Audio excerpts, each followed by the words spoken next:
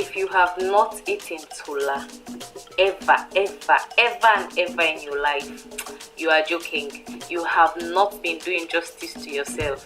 Find it and prepare it. You love it. And the good thing about this sauce, you can prepare it in under 30 minutes. Under 30 minutes. So that means if you're having a busy day, tola is the best for you. And it goes with rice, it goes with fufu, it goes with eba. That means the guy is just versatile. Give it a try after this video.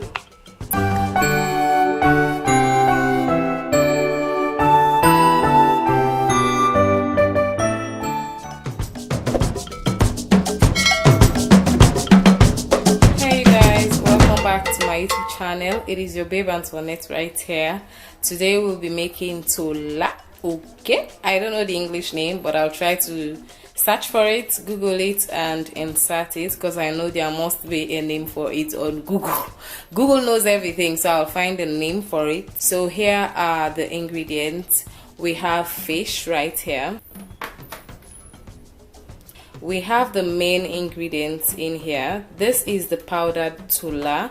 I'll find a picture of the seed, the tola seeds, and insert it just so you guys see what it looks like before being blended. I have pepper here. I have seasoning cubes. I have this is ogiri, beni seeds, fermented beni seeds or sesame seeds, and this is kanda, cow skin or epidermis, because somebody once commented on my video it is cow skin, not kanda, and I laughed. I'm like, I know it is called cow skin, but I just love to call it kanda. Nigerians call it pomo, pomo. Even the most educated Nigerian will say pomo. This is it, kanda, cow skin, epidermis, whatever you want to call it. This is red oil or palm oil, which is normally used for tola. I've never seen tola cooked with oil.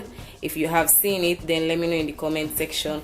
And in here I just have chicken wings. I just took this out and baked it in the oven. The reason being, tola goes to cloud 9 with smoked meat, you know, roasted beef, dried beef, and all of those things. Tola goes really well with it. So I placed it in the oven to have that smoky smell instead of frying it. So I'll just add it to my tola to give it back to villagey flavor.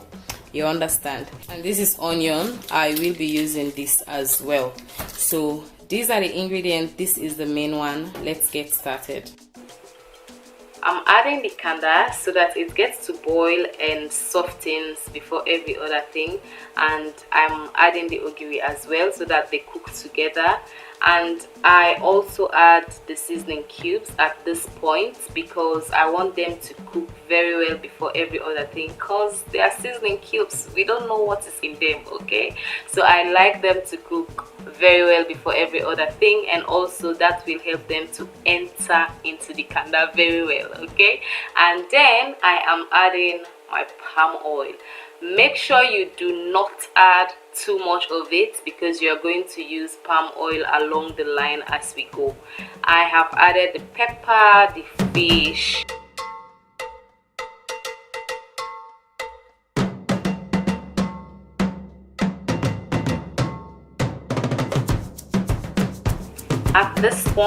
at this point your sauce should begin to make sense.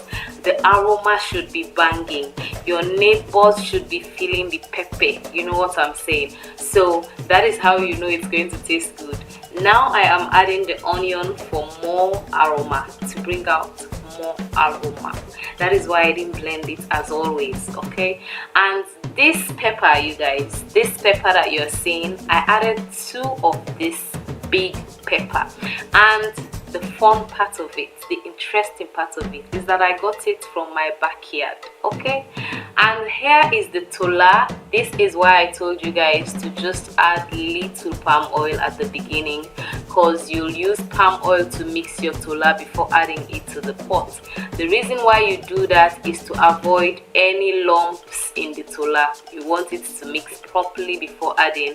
That is why you use the palm oil to mix it, so that will prevent any lumps or bumps. Okay, so that is what I'm mixing, and while you're adding your tola, continue to mix it, or else it will either burn or have lumps in it, and you don't want that. You want your tola to be as smooth and sweet and delicious. Immediately you add your tola to the sauce, it should start to show you how slimy it is. You know, it should look like okra, but if it is not showing you that, that means your tola is not good. Your tola is counterfeit. Your tola is mixed with something else. If your tola refuses to be slimy, if your tola is not looking like this, that means you slept with a man. I'm just kidding, but that's what they say. And the other thing they say, you should not use a metal spoon to mix your tola. Use a wooden spoon, or else it will not be as slimy as this. And yes, I have added my chicken wing. That's the last thing I will add, and that is because it is just a grilled or smoked chicken. It is not fried, so that means it's not hard. So you just want to add that, mix it once, twice, thrice, as you like it. Okay, that is when your neighbors will begin to know that someone is inside the house. And voila, as soon as you see all the oil settling on top like this, your tola is done. You just need to bring all the plates and start dishing your rice, your eba, or your fufu, whatever you want to eat with it. You guys, please give this sauce a try. If you live outside Sierra Leone, you live in the UK, in the US, wherever you stay, I guess tola is there, because I've seen the ones that are in sachets and I know you can get them. So get them and give them a try. You guys, you love it. It's so delicious and easy to make. As you guys have seen, there's no big deal in cooking tola. You just add everything and then add your tola at the end of it all. And please remember to always mix your tola with palm oil before adding it to the pot.